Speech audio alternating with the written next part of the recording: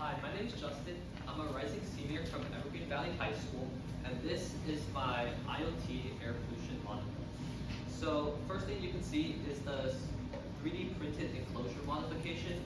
So the color is white because it helps keep out the heat from the sun. And the cool thing about this is I can open it because there are screw holes, but I didn't put the screws in yet.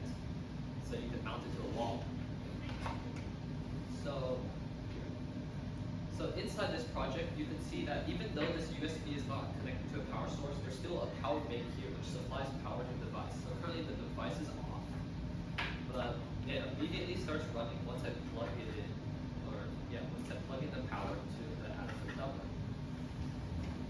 So this green LED is the Wi-Fi status LED. So it basically tells the status of the device. So currently I doubt it will be on because the Stratford guest Wi-Fi is currently down in this room, but that's okay. The other LEDs aren't as accurate because those are part of the board, so they don't actually tell you what's going on in the program. And there's also a piezo buzzer.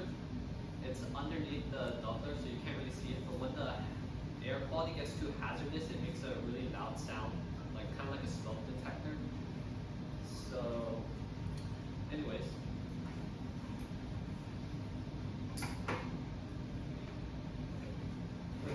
so this black chip on the outside, this is a BME280. This measures the temperature and humidity, and I put it outside because it's more resistant to the outside environment, and it also tracks the outside environment. If I were to put it inside, it would measure the temperature and humidity of the inside of the device. I also have a hole. This hole is for the PM2.5 sensor. It's a blue box. It's on the bottom. It's really hard to see. But the PM2.5 sensor is basically a fan that tracks the air quality data, and then it converts it into AQI, which I call the air quality index.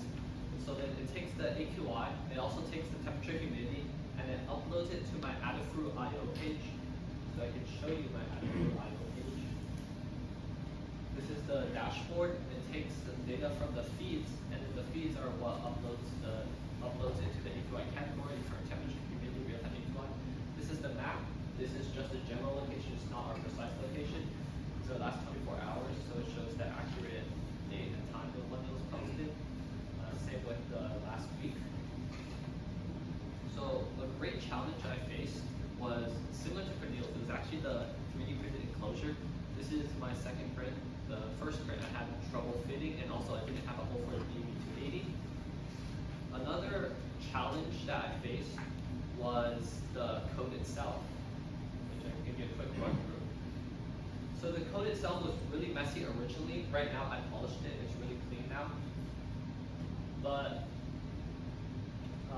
before I couldn't continue with my modifications without fixing the code at first, so I had to rewrite the code, redefine definitions. I also added some functions like is logging. And outside of that, everything else worked smooth. So I plan to, if I had more time, include Sam, sadly I don't, but great that I didn't have time right now. So if I had more time, I would work on the exterior, specifically make it more heat resistant on the inside so the chip doesn't have too much pressure, especially on a really hot sunny day.